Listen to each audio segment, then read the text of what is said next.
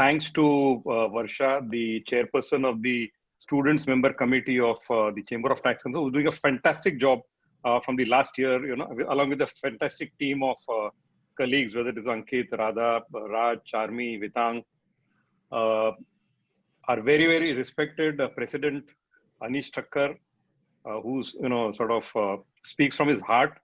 I've seen him, as he mentioned, I know him for a number of years now. And despite his own challenges I'm seeing in his eyesight, I think his memory, his articulation is just fantastic. And I think our Chamber of Tax Consultants is sort of blessed to have a fantastic team under his leadership. With that, Radha, I would, slightly go into the background where I think the topic today is entrepreneurship and how to start your practice.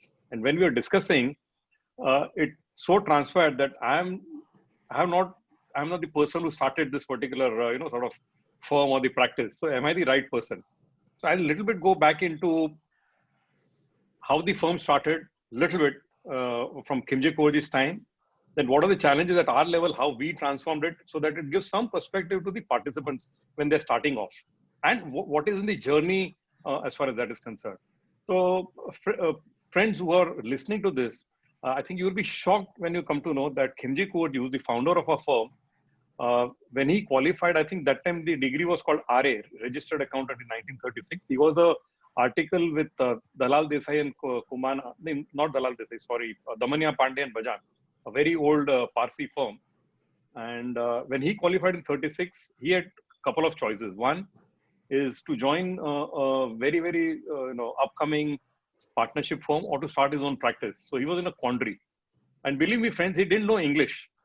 I don't know how he passed the RA exam. That time, English was there or not there, only technical subjects were there. I'm not too sure. I've not done a research on that.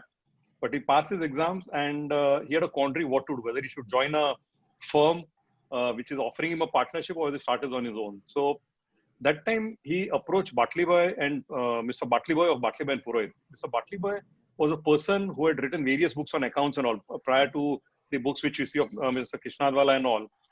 Mr. Batlibai is he was the pioneer of the accountancy education in the country, and he was partner of Batlibai and Purohit. So when he approached Batlibai, Mr. Batlibai saw the potential of the clientele which he had with his hands. And then Mr. Batlibai advised him that you've got so much potential with so much potential clientele which you have. Why do you want to join a partnership? Why don't you start on your own? Khimji Kaurji that time replied to Mr. Batlibai that I don't even know English. How will I start a practice? And Mr. Batlibai assured him, don't worry, any of your drafting, etc., please come to me. I'll draft whatever is required. Please start your practice. And that is how the friendship camaraderie happened. So he started his practice. Any initial drafting challenges, he used to approach Mr. Batlibai. And then, of course, those days life was simpler. And say the standard response to the income tax or to the that time whatever companies had, whatever was there. So then the steno would take over. Once one particular standard response was drafted for a particular type of activity, and the stenographers were also fantastic. And I have interacted with that gentleman who was there, one Mr. Rao. And I can just do initial part of my career. That time there were no computers, and all the balances all used to be sort of be typewritten. There were typewriters available, and we used to go in with our manuscript to say, please fill up this profit loss and sort of a balance sheet and all, type it out. He would just have one glance and say, there's a mistake in this total. Just one glance. A stenotype is not an accountant. So this is the backdrop. So where Mr. Khimji Kaurji had a challenge of not knowing English, he started his practice. And after starting his practice, I think he had, I would say, listed companies on those points of time. I think maybe 10, 15 years down the line. And that itself was a big achievement. Apart from the large firms, having listed companies was very rare. And he had some groups called the Morarji Vaidya Group and all, which were predecessor in the industrialization of our country. And so he had those groups and which, sort of listed company clientele he was lucky. He had those contacts and all. And so that was the base. Come 1970s, we had a huge exposure as a firm to the cotton trade. We had cotton traders as a client, large cotton traders, because Bombay was a textile area, complete lot of textile mills in those days, number of textile mills. And the people who used to supply cotton, they were our clients because probably belonging to the same community or the same circle, etc. So they were the clients. 1974, the textile mills were nationalized. And all our clients, most of the large clients, they were in a bad financial because the monies were stuck with those mills. Mills were nationalized and the government was not paying for those funds. So 70s onwards, the firm virtually sort of stagnated, if I can say so. 1982, Kamlesh Bhai joined the firm as a partner. I started my articleship in that year, 1982. I qualified in 1985. I joined the firm in 1985. So one of the questions which was, could be asked is, you have not started a practice, what is it for you? And I can only share my own experience is from 8th to 10th, I was a brilliant student. Till 7th, I used to be just being sort of playing and all, more into games, sports, etc. 11th, very good. 10th, 11th, 12th, very good marks. CA entrance, fantastic marks. Come CA inter, I gave my first attempt and I miserably failed. 25, 30 marks. I don't recollect the marks now. And at the point of time, I started pondering whether CA is fit for me or whether I am fit for CA. A lot of thoughts came to mind. For a month, I became a Devdas or a, sort of introvert thinking. And one fine day, I decided, what the hell? I will show that I can do CA. So that determination, and CA requires, I think many of you are chartered accountants would have gone through this phase, that it requires firm determination. And then the course correction happened. Whatever mistakes I was making as far as the studies was concerned, started the course correction. So that is not the issue over here. The issue is, initially I was studying at home, and that was one of the reasons failure. I started going to the college in the library to study. And in the library, what happens, you go, say maybe have an early morning lunch and go, and then you have a break at the tea time and all. That time I used to go out maybe after 3-4 hours and to refresh yourself along with, I would say, the study mates. I would not call them friends. There were some friends also there. So one of them, I think, just passingly, remarked, some discussion was happening while going for the cup of tea. Isko to kya problem hai? Isko to gaddi baithe bithaye gaddi mil rahi hai. So that literally hurt, of course. And I'll be very honest with you, the way you people think today, what options to do, what not to do. For us, it was a given. That number one, you had a very good role model in your parent who was a chartered accountant, and you want to follow the footsteps. And joining the firm, it was we didn't have choices also, no thoughts also that you have to do something else. It was just sort of, it was that this has to be done. Nobody told you anything. It was just the way of life. So when that gentleman, I would say my friend, and I'm thankful to him. Let me say, I'm not a critic of him. When he passed that comment, isko to kya problem, isko to baithe bithaye gaddi mil rahi hai. That, sort of hurt me. And he said, in case I become a CA, I'll showcase that, we have done much, much better than what we have inherited. So that again, sort of the first challenge was when I failed in the intermediate exams. Second challenge was somebody passed this comment that isko to kya problem, isko to gaddi mil rahi hai. That was the second sort of, and I really thank those people. I'm not again, not as a critic. You need these type of comments to spur you. So that was a determination that in case I become a CA, in case I go into the firm, we'll transform the firm. And we'll take it to a different, orbit, not be as it is, whatever the status at which we sort of inherited the firm. So 1985 sort of, I, joined the firm, and we had a whole set of clients. I would say huge retail client and huge corporate clients. And we were in the center point of Mumbai, which was Fort at that point of time. And that time we didn't have computers. So people used to come to Fort for various reasons. One is the stock exchange was there. They used to go to the Mantralaya, the assembly, which was nearby Churchgate. And any other work that was the hub of the city around in 1985. So client would come, say tomorrow morning, if I got a very large income tax appeal, a client would come and want to have a cup of tea with you. And the Indian culture demanded that you have to spend time with him. You can't even tell him, just bug off. I got an important appeal tomorrow, and I want to spend time. And it was not as professional a time. Sorry, the our firm. I don't know about other firms.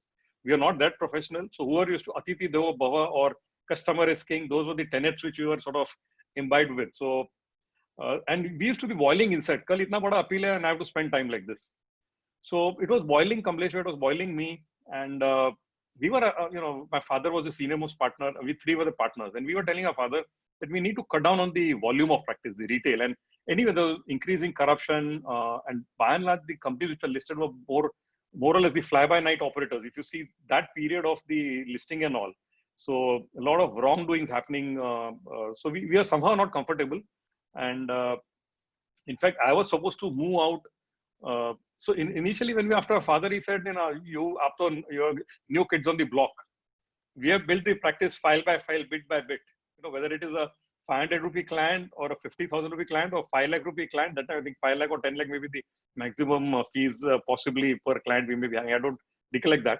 But हमने तो ये एक एक खून पसीना बहा के एक एक फाइल किया है. You come now and you say, just sort of cut down on the practice, on the volume, retaining the large clients. So for 3-4 years, he didn't budge. One fine day, he came back from a Vipassana Shibir. He started going to Vipassana somewhere in 1980. And he came back and he told both Kamlesh Bhai and me that please go ahead with whatever plans you have. It was somewhere in 1989, I would say, beginning of 89 or so. And we were shocked. What happened? We have been after him for 3-4 years. He's not been yielding to cut down on the volume of practice. And what has happened? So that time, his, of course, purpose was different. The end goal was same, but the purpose was different. He said, I am got benefited by doing this Vipassana meditation. I'm seeing you working day and night, the way the amount of work which we have, small, big, and all the type of clients which we have. You won't get time to go to do Vipassana, which I want you to do at whatever time you can get. From that perspective, he said to cut down on the clients. Of course, we, in Indian, I would say, culture and situation, it is not like the states in Europe or in US where you just say hi and bye. It's not possible.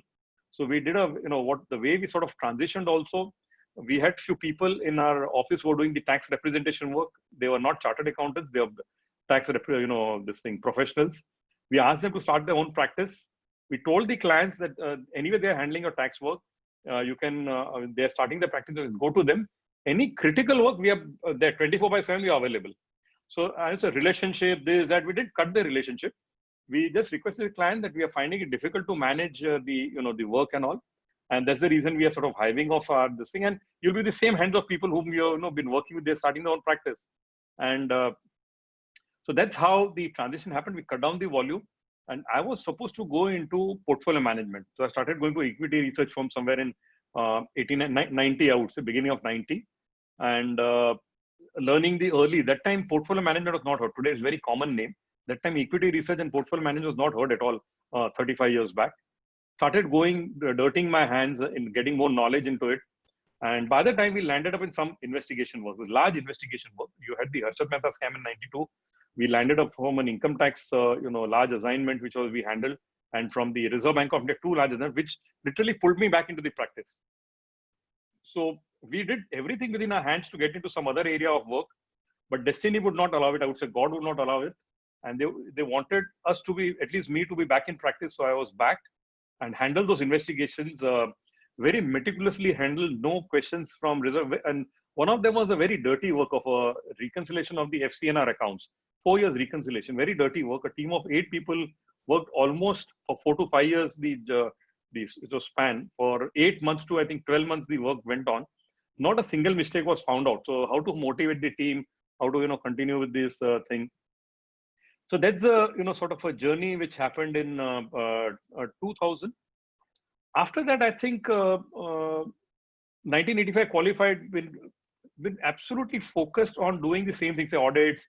I did tax for some time in between initial years, but then I was more focused from a division of work, only on audit, never bothered about anything else. But in 1985, one thing which happened was we pushed Mr. Anand Rathi into the Central Council. He was a person from industry, not knowing anyone. And along with him, I sort of visited Chembur, Matunga, and some other locality, Masjid Bandar, etc., door to chartered accountants, got a hang how these people are working. And also, when you observe something, it's just an outside observation, not detailed. Talk to people. That was his first learning. 1991, my father contested for the Central Council. He was forced to contest for one term. Along with him, I went to Surat, Baroda, Nagpur, Amravati, Jalgaon, Dhulia, small places, Amravati, Akola, and this whole belt, and climbing so many stories, seeing how the chartered accounts work. So that gave a lot of visibility on how the practice is functioning in those areas. Then 97, Kamlesh Bhai joined the council, but I was always at the back end doing the work, helping Rathi ji when he was in the council with any support required. My father when he was there, Kamlesh Bhai when he was there. So any work, what happens is the office has to burden, apart from handling the practice, work from the institute also keeps on coming up. So helping that. So that gave a sort of a good perspective. And come 2005, I was approached for a directorship by India, Nirmal and Venkat, who are the promoters of India Infoline, came to me. And I was slightly surprised. I think that's a wrong number. They must have come for Kamlesh Bhai, and by inadvertence, they come to meet me. I said, sir, Kamlesh Bhai is a more visible figure. His visibility more. Please take him as a director. Then we want you. I don't know from where they would have heard. What I'm again trying to communicate is from 1985 to 2005, persistently doing back-end work, never been in the front, focus. That was the first directorship. After that, I joined the council somewhere in 2009. 2010, 2009 elections I contested. That was also I contested, but the decision came up on 30th of August 2000. I remember the date very well. 29th August, we had Mr. T.N. Moran speaking in the Chamber of Tax Consultants program at West End on the Satyam story. Till that time, that was not decided. Next day, I got an order from Mr. Anand Rathi that you have to contest the elections. And the elections were in first week of December, as they usually are, so hardly 3-4 months. And I had a very dear friend, Atul Bhai, who was also already there in the council, Atul Beda. And two, Kutchi people, two people at some, and both of us are born and brought up together in the same era, Vadala, same college, Podar College, and a lot of commonalities.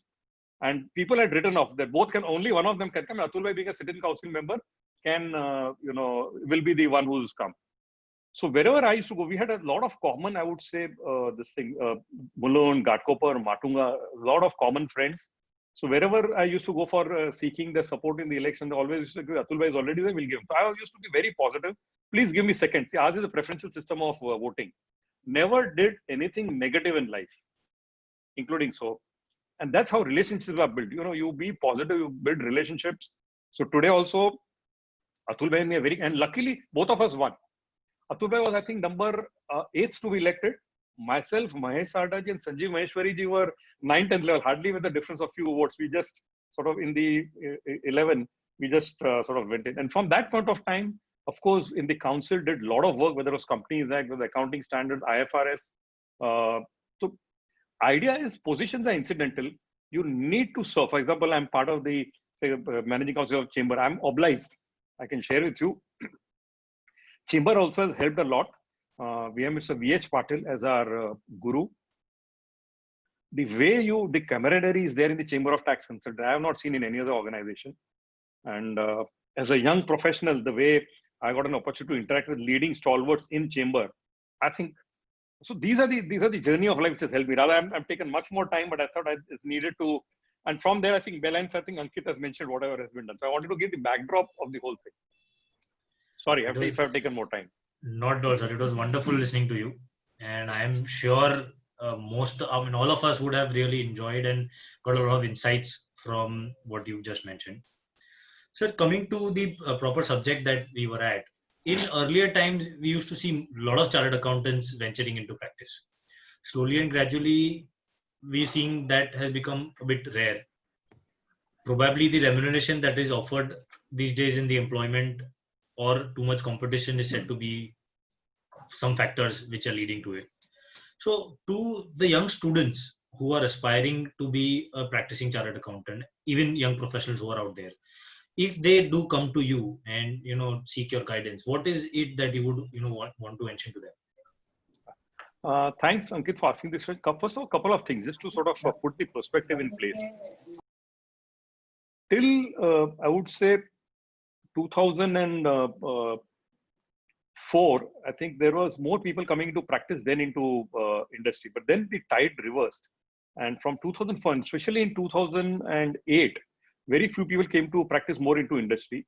After 2008, like global financial crisis, again, people started coming into practice. But even then, till 2018, every year, whatever pass out, so that more people would go to industry and less to practice. But from 2018 till date, or 2020, more people are coming to practice than to industry because possibly the industrialization has slowed down, the greenfield projects, etc. A lot of corrections happening. So that is, of course, the backdrop. But more importantly, coming to what if a person is wanting to get into practice, so what should be the care, what are the areas he should be focused on? So first and foremost is he needs to have patience. It is not, since today what I observe is, I give the example of 20 years consistent work and then you get some, some sort of a recognition. And of course, there also you have to work, it's not a recognition. So patience is the first thing which is required if you are going to get into the practice. There has to be a gestation period. There could be uncertainty of income. There could be wavering income for the initial 3 to 5 years. What a person has to first understand is whether he has got the requisite practical experience. So, for example, I had done my articleship training in a pure audit firm, and I want to start a sole proprietorship where initially I may have to do tax, I may have to do GST, etc. So whether I have the competency to do that work is the first thing to establish. If I don't have, possibly I need to join a firm to get that particular practical experience. Second important thing to see is what is my nature or my characteristics as an individual. Am I fit to be a practicing CA? In the sense, you come across different set of people, whether in as a client, whether as in the officers who are there in the GST, etc. Are you capable of handling different set of people, different set of temperaments successfully? Are you outgoing in that sense? So that is another thing to be known, or not, or you are basically happy, lucky. I want to have a peaceful job somewhere. Third is, are you interested in practice? That's the first thing. What are your financial objectives? Can you or your family, is your family dependent on your financial income in the initial years when the gestation period uncertainty is there? If they are not, they're in a precarious situation, maybe lower middle class or middle class, and your income makes a lot of meaningful difference to them, then possibly initial years you may need to do a job. So that's a trade-off which has to be done. Then what about the work-life balance? If you're in a job today, even jobs, there's no work-life balance, but even in practice, there are challenges which is there. Next, I think the most important thing I would tell the youngsters here is, are you solution oriented? I think our course, whether it's CA course or any other course, company secretary or a cost accounting or a legal lawyer course, law even then is still a problem solving course, but not the other three courses. Are we problem solvers or problem finders? What I have observed is, especially in the area where I'm in the chartered accountancy course, during a training period, we generally find mistakes with this audit, tax, etc. Computation returns. It's more problem finding approach rather than problem solution. Are you solution oriented? And so that's broadly the outfit. And in today's time, I think from practice perspective, if somebody is interested, I think there's a huge opportunity if they are going to focus on the technology part of the practice. When I say, how do you sort of enable accounting through technology with this AI, robotics, or audit, how do you use tools on data analytics? If somebody could focus, I think there's less competition there on the traditional field on filing of returns, income tax returns, GST, tax audits. I think there's enough and more number of people which are available. But yeah, at the same time, there's scope there also. I'm not saying there's no scope there. Just to give you a perspective, the total number of PAN card holders in the country are something like 43 crore. And the number of returns which are filing is something like 6 crore. So that's the potential. I'm not saying all PAN card holder will be making a lot of money, but I'm sure there are many who are not filing the returns. They're making good amounts of money and they're not filing the returns. So I think so potentially. So these are the things which a person has to introspect before deciding to sort of venturing into practice. Very well, sir. Moving on to the very important aspect of chartered accountancy, which is articleship. I feel articleship is the basis of what you're going to do in future. So one basic question that any budding chartered accountant will have in his mind is, what kind of an articleship should one choose? For example, should they go for a big four, or should they try to move into a mid-size firm or a smaller size firm and try to learn a little of something? Firstly that, and then I would like to know, while into a mid-size firm or something, should one on its individual try to specialize into one particular stream, say taxation, audit, or they should try to venture into every possible thing that they can learn in that given situation, circumstances? Thanks, Radha. I've got very clear views on this. First and foremost, what I've observed, of course, it's a general observation, is many of the students want to join the large firms just because sort of herd mentality, more branding, more stipend, etc. Whilst forgetting, for example, I was in Jaipur addressing a CA students conference, and there somebody told, can you help me in joining one of the large firms? I said, first you decide what you want to do, and that's the answer to your question. Whether to join a small firm, mid-size firm, or a large firm should depend, rather than a herd mentality. First, you think what you want to do in your life post your CA. Say, for example, if you want to practice, maybe say for in Jaipur or in Jalgaon or in say Shillong or anywhere else in a smaller place, in my view, there is no point of joining a large firm. It is better to join a local firm or a mid-sized firm in the respective area dirty your hands in whatever type of work which is there, whether it is accounting, auditing, tax, GST. Learn those which will help you, when you want to practice. So if your objective is practice, that is the first thing.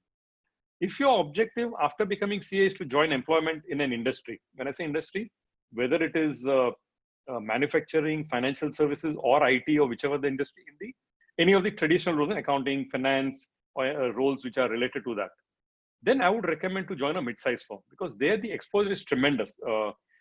Whether it's in audit, whether it's in other areas, the exposure is huge.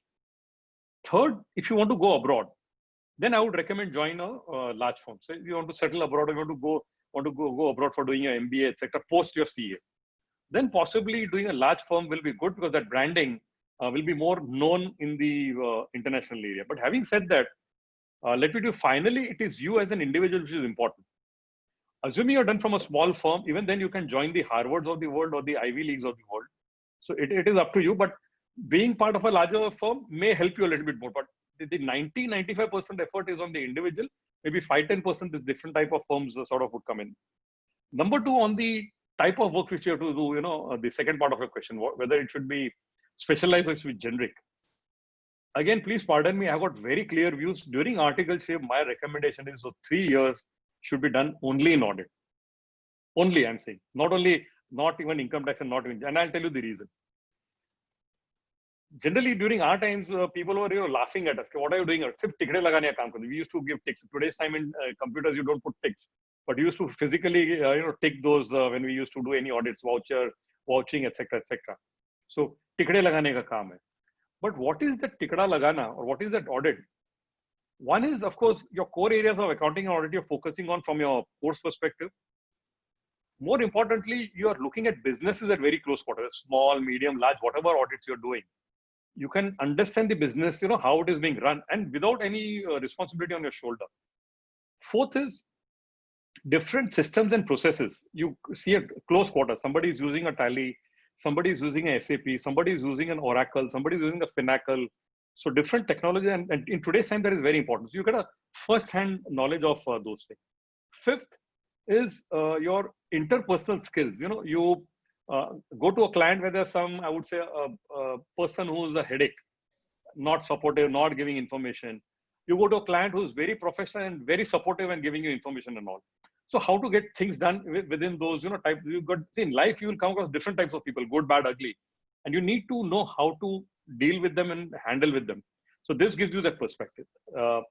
Next is the systems and processes, how the HR function work, how it gives you completely, at a very, very young age, during the articleship, the horizon, and later on, whether you want to do an MBA, whatever, it will help you a lot. And even if you want to start your own practice, the grounding of the audit, which you get, the basic knowledge, helps you throughout your life. So my recommendation, and that's what I've been advising my son and all my friends, children, whoever had done CA, that you please focus on that. And later on, you can specialize. See, whilst doing this thing, I come to know that I like income tax, I like GST. Income tax, GST, you're not doing articleship. What is more an inward-looking thing. You're sitting on your desk and doing something. Rarely you'll get a chance to go to the income tax department. To that extent, you'll have an outside interaction, but only with one particular type of people, the officer type. So otherwise, mainly it is R&D work or internal work which you sit doing at your desk. Whereas another thing which I forgot in audit is teamwork. Assuming you're in larger teams with 4 or 5 people, how to work in teams, how to get things done. You start learning, you start observing things. And I think your fundamental commercial knowledge and accounting knowledge, which will help you lifetime, then the commercial side becomes very, very strong. That foundation of the audit is so strong that it helps in all walks of life. That's my, my take on that. I may be wrong, but I very strongly believe that, and I, I recommend, and I will not say what I don't practice. I practice that within the family and outside the family also in my immediate circle. Thank you very much, sir. That was just ideally correct. But just as a supplementary question, what usually happens is people joining articleship are around like 19, 20 years old. So not a lot of people have a vision of what exactly they want to do in the future. So how important is the articleship? I mean, have you come across a situation, or is it possible to do articleship in one particular field and then later you find out that you like something else? Is it okay to then switch over? How difficult it gets? Then it is absolutely easy and good. Thanks that the first part of the question, uh, how important is articles? I would first want to answer that. I have seen people, in my own firm and across that. So, for example, in our firm, there are some outstation audits and always cribbing, so outstation audit this, that. And sometimes you'll find that they fall sick when the outstation audit is going on before this is sending the team. And when I, sort of observed, I found out that the reason for that is they're attending classes for the CA course, and they want to, not miss the classes at the cost of the audit. Let me share with you. Again, I have told my son, and he sort of followed it to the T. He's, of course, a very successful chartered accountant now. He's working somewhere. Articleship is the most important part of the CA course, most important part. The amount of knowledge you gain during those articleship, and this, especially in the audits and all what I said, is completely incomparable. See, coaching class, you miss, say, maybe one topic, two topic, three topic, you can relearn that. You can, sort of have specific tuitions for that, pay some money and do that. That's acceptable. But what you're going to lose in your articleship knowledge, those 2-3 years, it's completely invaluable. I'm telling you that value of the outstation audit, and the difference between a local audit and is Jamin Asman ka farak hai, between the local audit and the outstation audit is the way, as I told you, the more exposure you get in those locations. Is the value is in crores. People value the 500 rupees, 1,000 rupees, or 1,500 per class, which I miss. I lose out on to that extent from learning. I would say academics you can learn. You can look at the institute study material or the coaching class books, or maybe seek guidance thereon again. But what you lose out in articles, you are never going to get back if you're not going to go that particular whatever area. So there's a peak period. You've got a tax pressure of filing of returns. Please get immersed into it fully. That learning you're not going to get in your lifetime, and that is a practical learning. Your academic learning, what is there in the books, an accounting, books, or your audit books, or your company law, your tax, or you can always learn on your own. There's no challenge there, and you can get inputs from people. But your own practical learning, you'll never get a second chance to do that if you're going to miss that.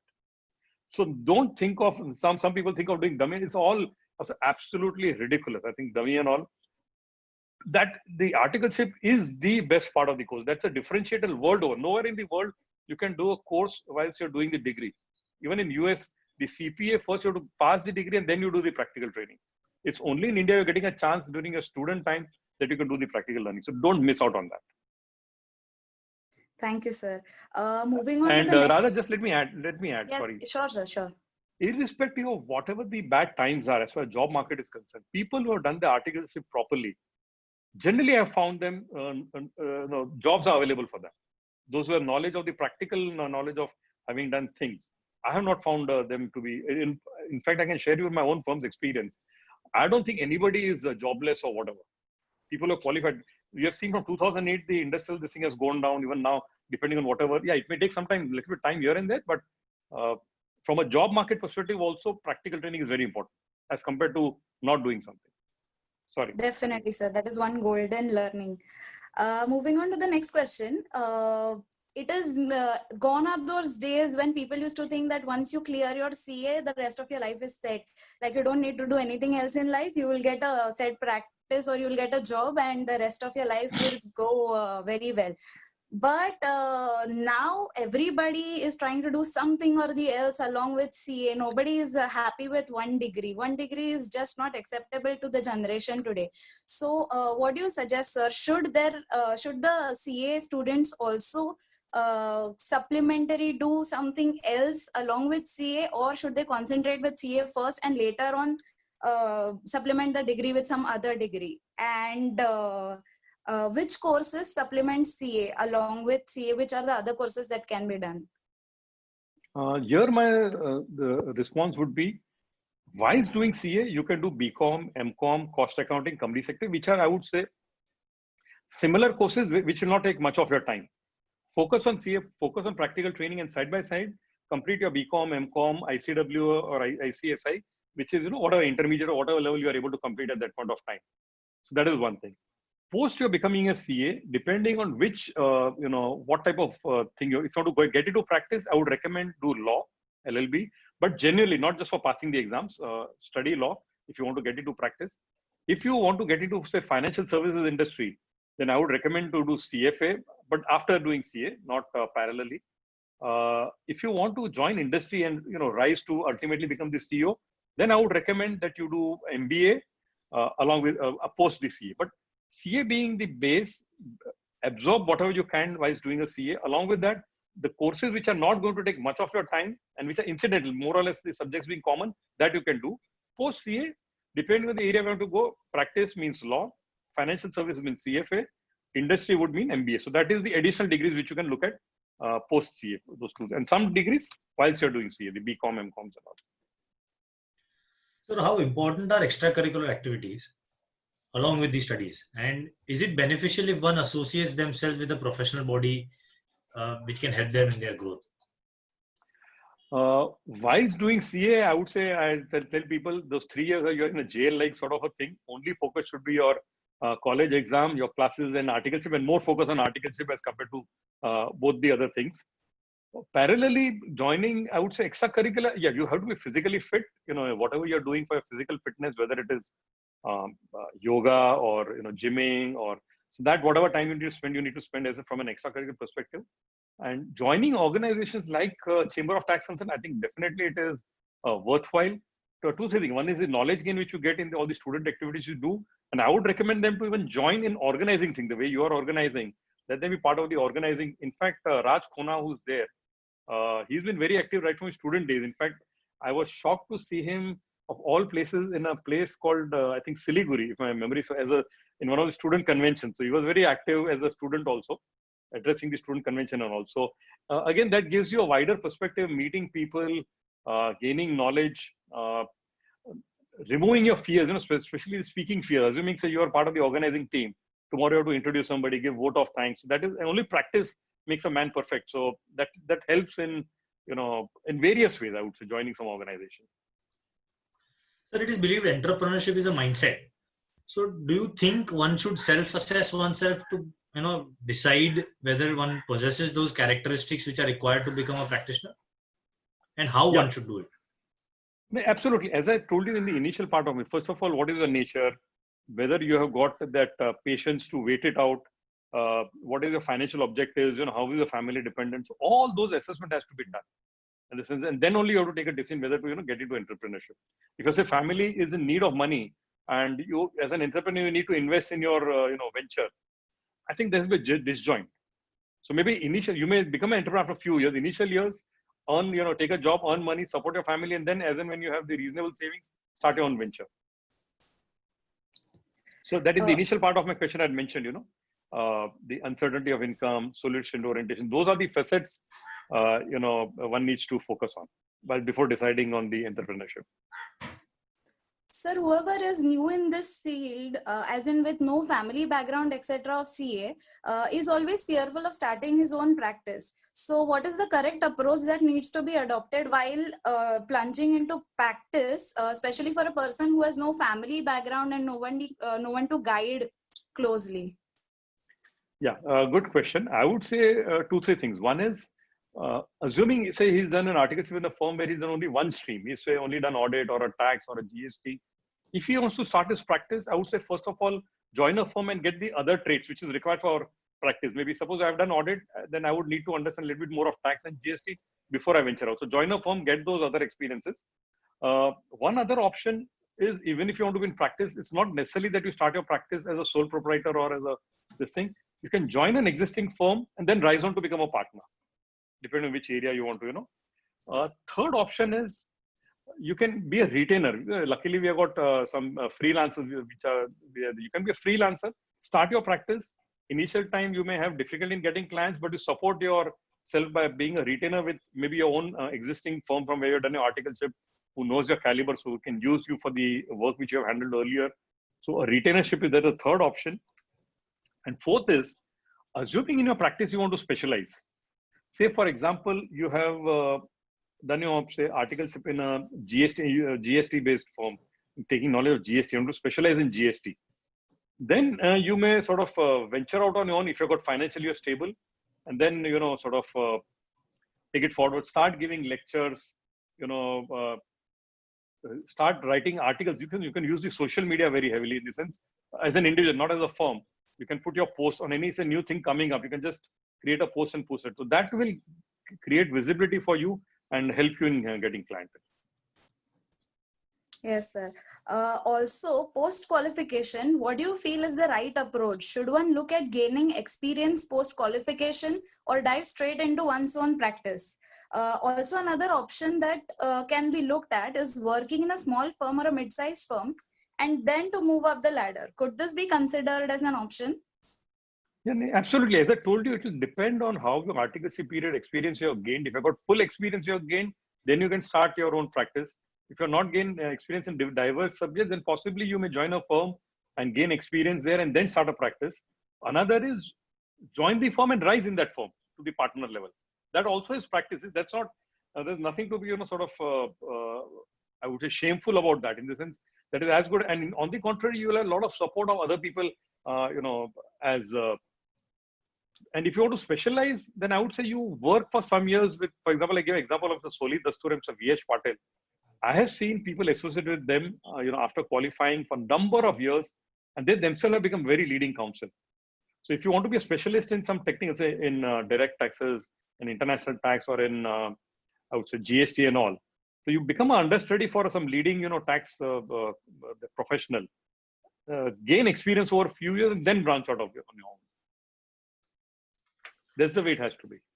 So one question that is always at the back of one's mind is, if we start, where can we find clients beyond family and friends? As I told you, one is, of course, the social media. Second is networking. So today, of course, compared to our times, today the networking of the youngsters is fantastic. They make a network during the school, they make a network during the college, they make a network during the different classes, whether it is your coaching class for the thing, or whether it's your the GMCS ITT class.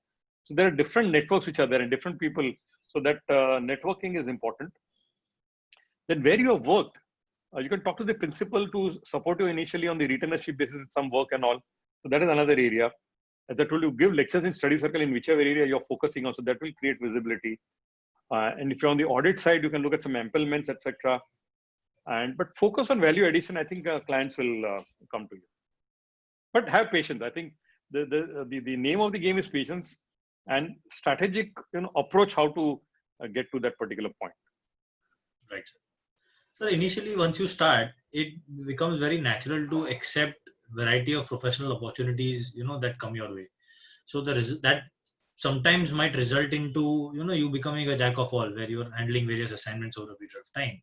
So should one look at accepting such kind of assignments, or from day one, should one focus only on specialization on one particular area? If you have decided to start your own practice individually, then I don't think you've got a choice not to say no to any of the work. I think you'll have to accept the different type of work, GST, income tax.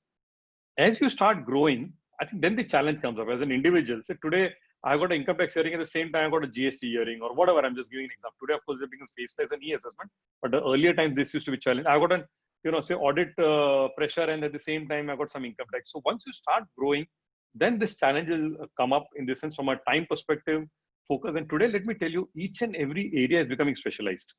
Audit is becoming very, very technically oriented, and huge challenges in audit. Income tax, especially the international tax and the GST and all, every day there are changes. So you have to be on top of the changes. So you cannot be, so initially you may sort of do everything, but as you start growing, think of networking with people. Suppose today I've grown a reasonable size. You take a decision that certain work you will not do. So assuming an audit work comes to, give it to somebody else to do the audit, and have whatever understanding you want to do.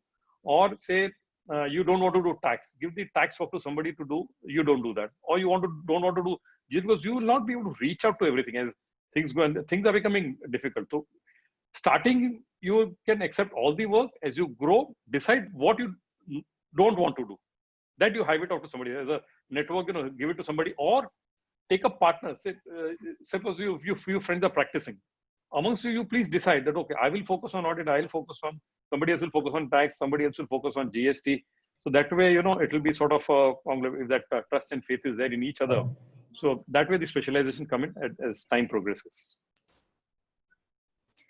Sir, one very common problem or a situation that young chartered accountants are in is when one of the clients of your own principal approaches you to take up their work personally. Someone who is my principal's client just approaches me for his personal work in my personal capacity.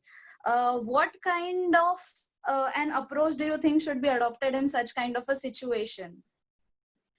See, today, let me tell you, the businessmen are very, very smart, and they want to sort of cut cost unethically, if I can say so. Say my principal has been charging, say, 1 lakh rupees fees. They'll come to me when I'm starting my practice. Nilesh, if you want, then I can give this work to you. Will you, if you are going to do this work at say 50,000 rupees, I'm just giving an example. In my view, the person who's starting his practice should not do anything which is unethical. Assuming that client has also approached, first talk to the principal. See, today, relationship is very important in life. Talk to the principal that this client has approached me, and whether I should take it up or not, and what is your advice. If the principal has been fed up with the client, he'll say, please take it up. Jaan choti meri. If he's fed up. If he's not fed up, and if he says no, please don't take the client. See, life is very big, and it's a law of karma is always there. The way you behave, it will come back to you in the same manner. Sooner or later, and in the same lifetime, it's not as if it is going to come to you in a different lifetime. I'm slightly turning philosophical, but after the experience gained in this 35 years, the karma theory works. The way you do your karma, you will have to face the karma. So if you're going to do something unethical, you will have to face the consequences thereof. So please don't do anything unethical, however tempting it may be, however it will be. See, you have to decide on a long-term gain. And I would just give you a very short example. I don't know, it's not related to this particular, and this rather good that you asked. A lot of things like this are happening, but I think those people will pay, who is doing something unethical to this extent. Because you will become a principal sometime, your junior may ditch you in the back after some years if you're going to do like that. And if you're going to follow a good, ethos or ethics, then I think you'll get the same, response.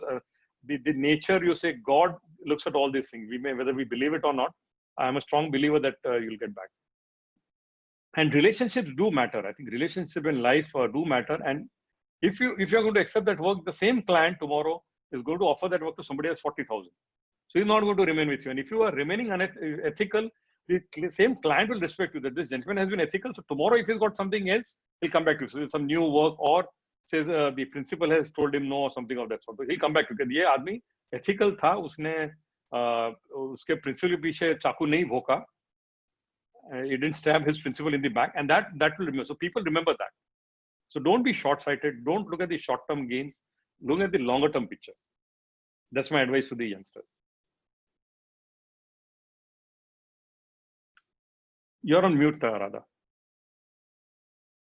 Ankit, you can take up the next question. Yeah. So how many minimum years should one give for his practice to settle down when they are in the settling phase? There is no specific benchmark, but generally people say 3 to 5 years. Maybe now it could be 5 to 7 years when the industry is not doing so well. So I would say 3 to 5 or maybe 5, 6 years. That should be the time we should be giving if you want to get into and have some stability in the practice. And what are the refrains or avoids which you would recommend, which would help them avoid any financial problems as a practitioner? I would, as I told you, please don't do anything unethical. And again, I'll come back to the audit space. Today, we have got a huge license as a chartered accountant to sign anything which is accepted right from Kashmir to Kanyakumari, right from Calcutta to Kandla, and even internationally. What you sign here, has a weight. So unfortunately, the same thing has been tarnished by some of the people in the sense, I would not say the large or the small or whatever. So that faith in this particular thing has not remained. So whatever you have to sign off, please don't do it only for some amount of money. Please see to that, because that is the existential thing. So one is on the audit front or the finance certification front. And let me tell you, the disciplinary mechanism, the NFRA, all these things are, and in the various is becoming very, very strong now, and you'll be caught. Sooner rather than later, you'll be caught if you're doing something wrong. So don't do any bogus certificate or bogus audits certification, if I can say so. And as far as I would say the tax and GST also is concerned, how you remain aloof from the corruption to the extent. I know it is asking for too much in the environment which we are functioning, but As you see, government also is now getting into faceless assessment and using technology to the hilt to see that the corruption gets eliminated. I'm at the same time being practical. I know it is there; it's a part of life, but to the extent you can remain aloof from it, I think in the longer term, it will be very, very helpful to you. Longer term, maybe short term, you may have some. So don't do anything which is unethical, wrong signatures, wrong this thing, because it will eat you always. When you sleep in the night, you should be sleeping peacefully. So team building is a very important part of building a practice. Today, even small and medium scale firms are finding it very difficult to find the right talent, and if one does find it, it again is more challenging to retain them. How should one approach this particular scenario? A very good point, Ankit, and I can again share my own firm's experience. Till about 8-10 years back, we didn't have an HR person in the organization. Till about 8-10 years back. So when you talk of team building, one is of course the trust and faith, the mentoring, the guidance you give to the team. Typically, as senior, we have always been started because we are critical. So you'll always be, fault finding as a problem finding rather than. But the other traits, for example, some assignment done well, just a small word of praise, it will make a huge difference, to anybody in the team.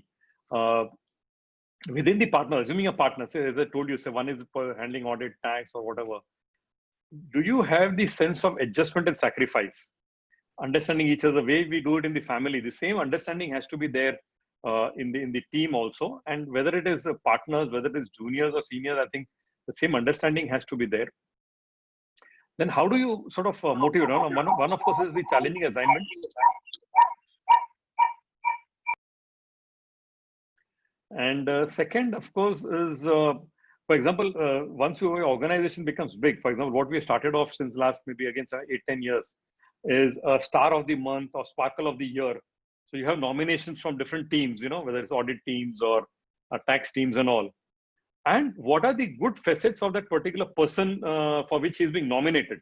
That is all good. He may not win the star of the month. So if there are 5-6 people or maybe 10 people vying for that particular in the month, but the fact that his good traits are being sort of communicated, and let me tell you, the amount of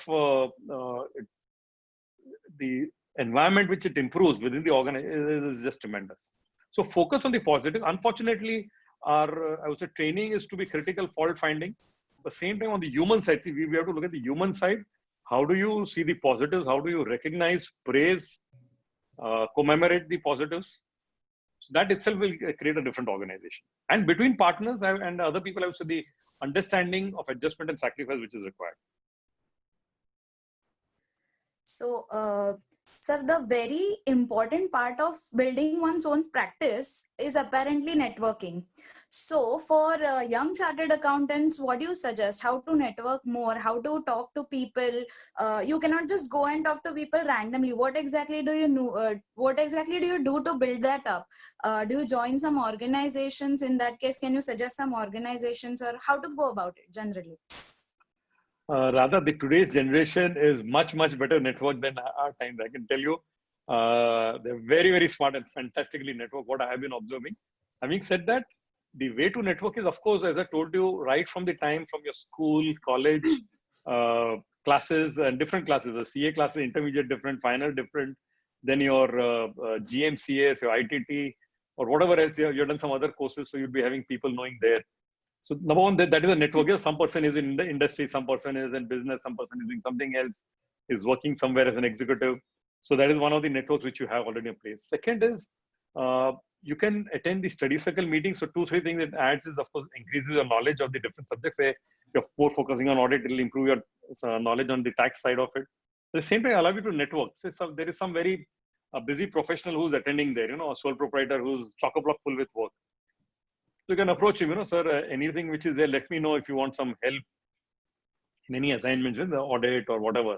So that is the way to network and, talk to people. Other than that, there are chambers of commerce and all, but which I don't think there's much happening there. Some people have joined this, which the institute has sort of put a foot down, is on the organized like BNI and all, which is more from business. So that I would not recommend because the institute has said no. But I would then say there's Lions Club, there is Rotary, Rotaract, social. They are, all in Rotary. The thing is, only from the same profession, only one or two people will come in one club. It cannot be more. So you've got a businessman, you've got doctors, you've got other professionals, other engineers, this, that. So you can join those type of club and but don't expect that to result into work immediately. See, these are the investments you are making into relationships. It's like, you're sowing these seeds.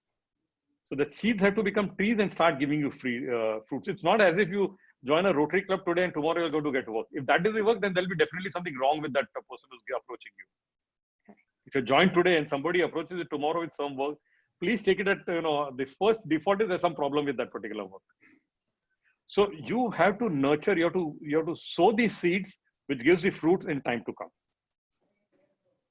Okay. You need to have the patience of the tree to grow, you have to nurture it, and then it starts giving fruits. Thank you very much, sir. These are all the questions that we had from our side. And before we open this platform to the participants to ask their questions, may I summarize this session in a few words? I would like to bring up the key takeaways of this session before everyone right now. So first of all, I would like to say that I have known Nilesh Rikamse sir only through the students' journal that I used to get in my articleship time, in his editorial, in his message from the president section. But getting to know him and his whole journey, etc., has been a really beautiful experience today. Thank you very much, sir, for coming and honoring us. So the key takeaways of this session were definitely, first and foremost, for any CA student, is that failure is not the end. Any failure can be very well converted into a beautiful profession later on. So do not be disheartened, come what may. Secondly, articleship is very important, as in the learning of your articleship is very important. Whatever you learn in the articleship is going to be unmatched, and that kind of an exposure, that kind of an experience you're not going to get in the rest of your life. So invest all the time you can in your articleship, give it the most and make the most of everything you have in your articleship time. Nextly, try to learn as much as you can while you are in your learning phase, so as it will be the sowing of your seeds for the future to come, and that will be the investment that you are making in yourself. Nextly, one very beautiful message given by sir today was that relationships go a long way. So in case you get ever a chance to choose between two paths, one against a particular relationship and one in your own benefit, then definitely go to preserve that relationship, because it is in the end going to take you a long way, and do not focus on short-term goals. Nextly, he said that don't do anything unethical, come what may, because all these things are just short-term and will not help you in the long way. Then one very important takeaway of this entire chat show was that patience is the key. Nothing is going to come to you in any near future. You need to invest years, and like sir has invested, everybody needs to invest in themselves all these years just to get the fruit out of it. And nothing is instant. This generation wants everything instantly, but that is not the key. That is not how you're going to flourish. So thank you so much for this wonderful session, sir.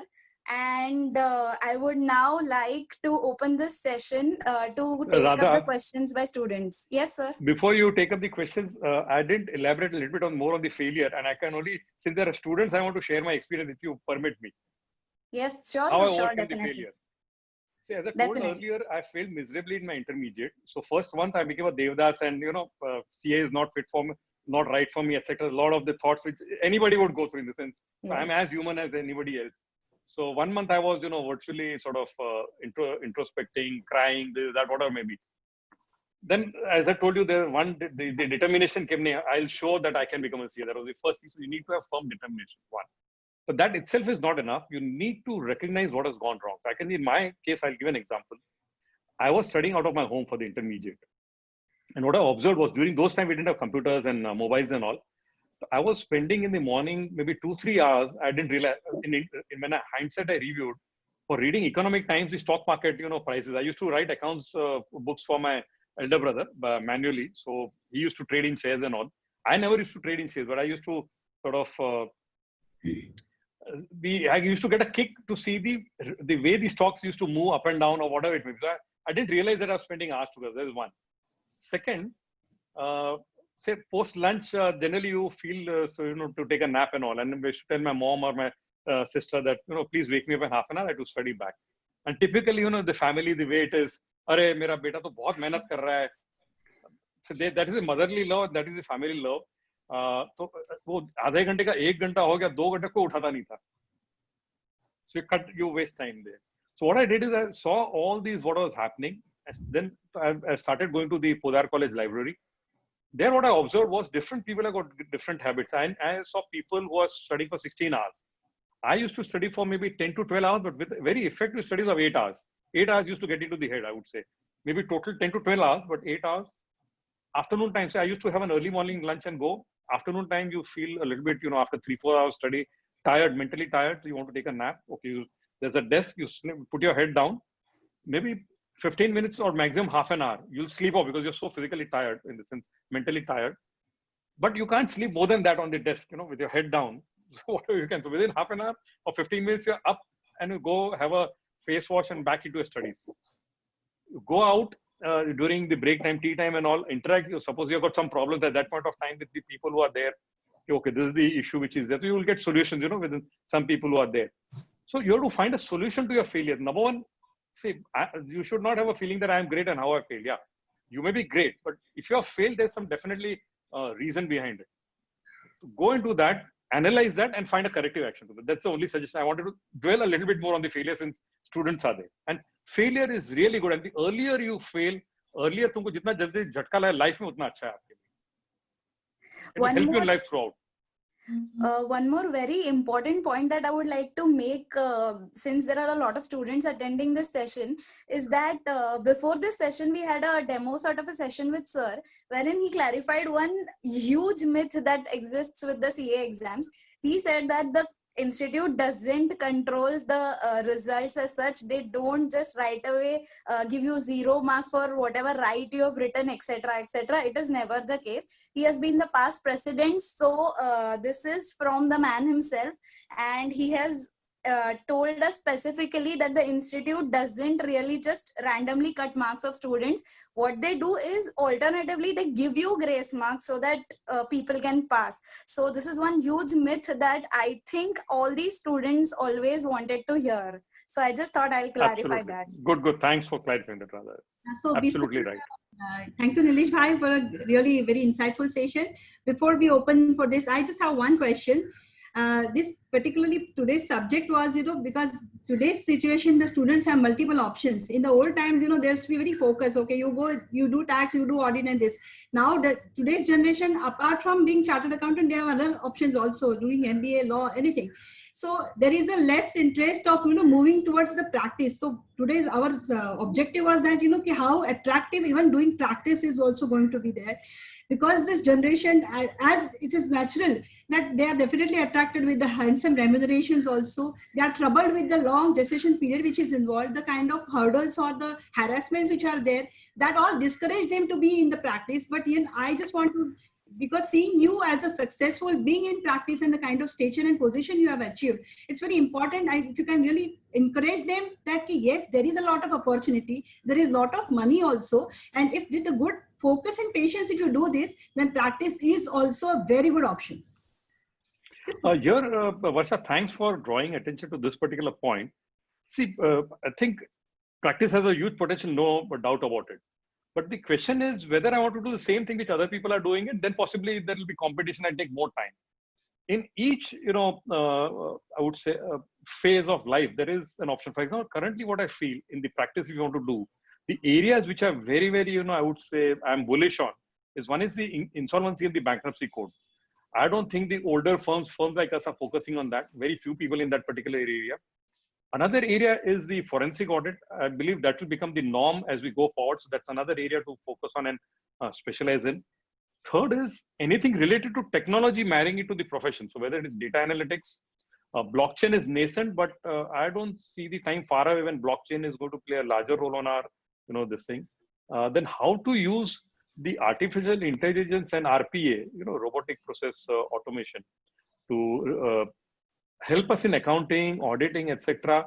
So we know these subjects, but currently at a very few firms or very few people are using this in the practice. So the youngsters who want to get into practice, if they focus on, I would say, the areas where there's not much competition, I think their career is made out for them. Sir, we have a question.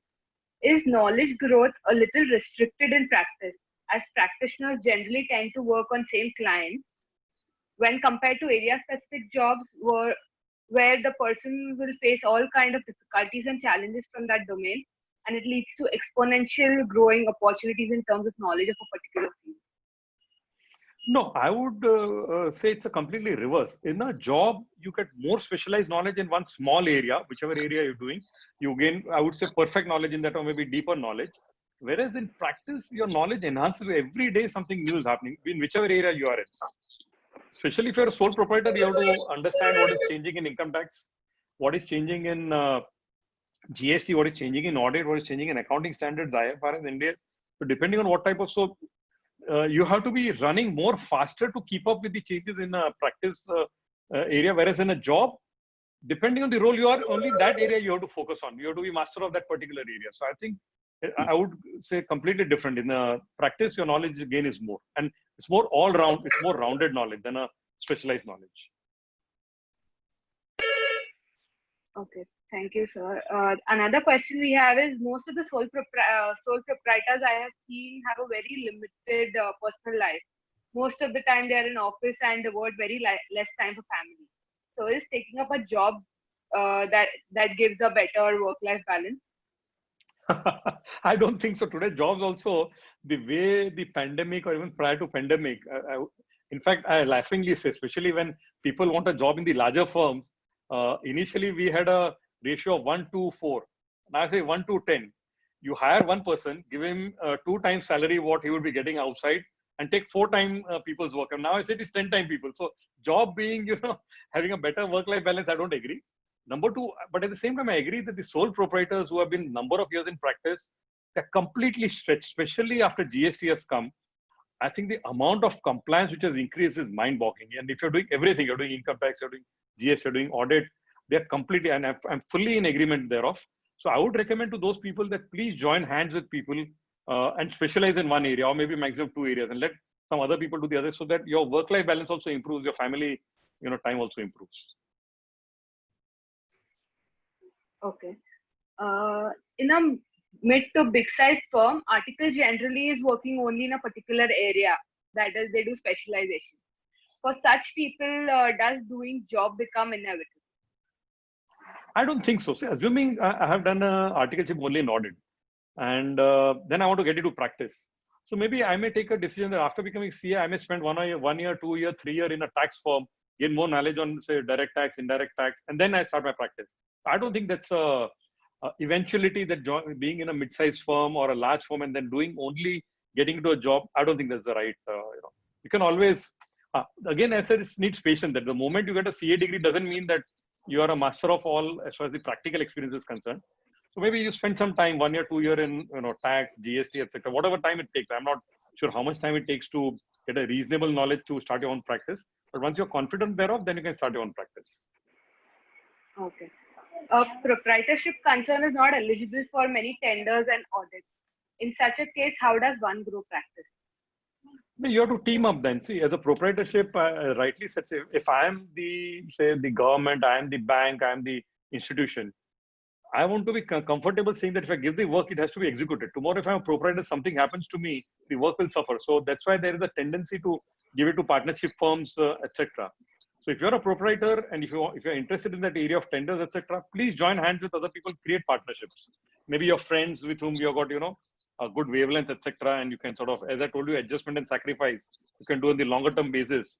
Please join hands and grow the size. Okay. Sir, another question we have is, how does one get listed clients in your portfolio? See, there are 2-3 things. First is, as I told you, please consistently work. Assuming you've got small clients, but you've got good clients, if they're startups, they're doing something, or maybe those clients will get listed sometime. So don't have a feeling. See, number one, the type of clients you choose, if they are, ambitious, if they're energetic, so they actually grow and they'll get listed at one point of time or the other.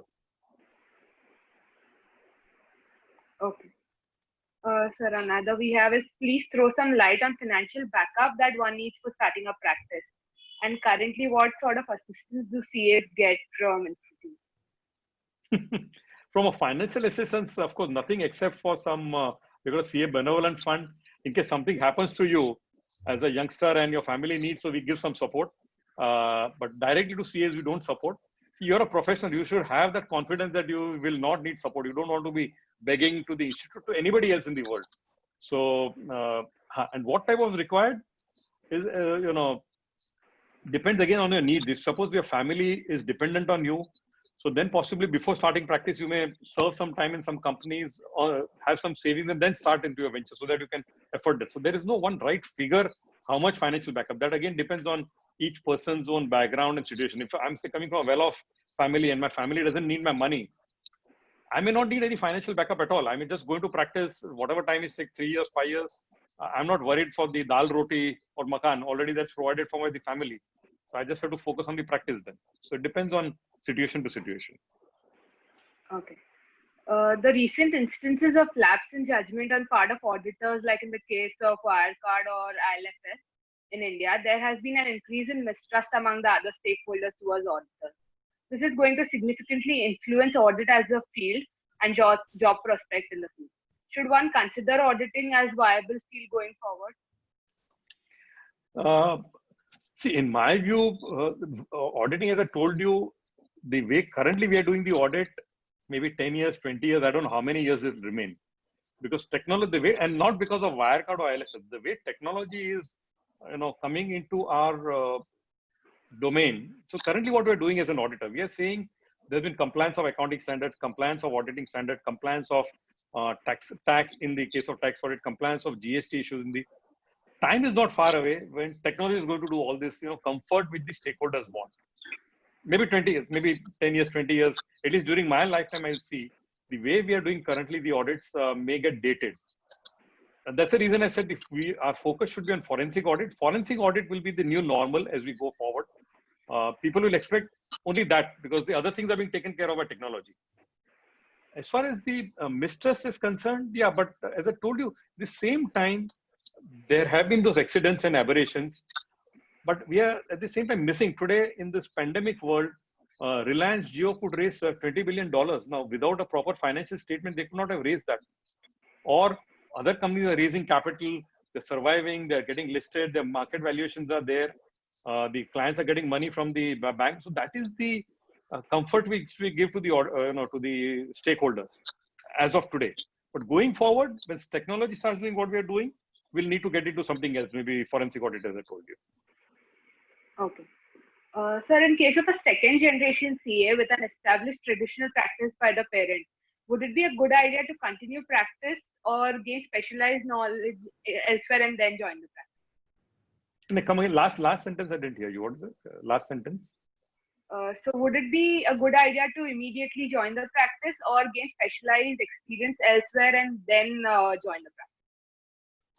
Again, there is no right or wrong. I think it is all situations. For example, you've got your father who's practicing, and assuming he's able to take care of the current client from a timing perspective, whatever work you're handling, then it may make sense to create a new sort of edge over others and specialize in something and be a master of that particular area. You've got a generic area which is being already handled by the by the father.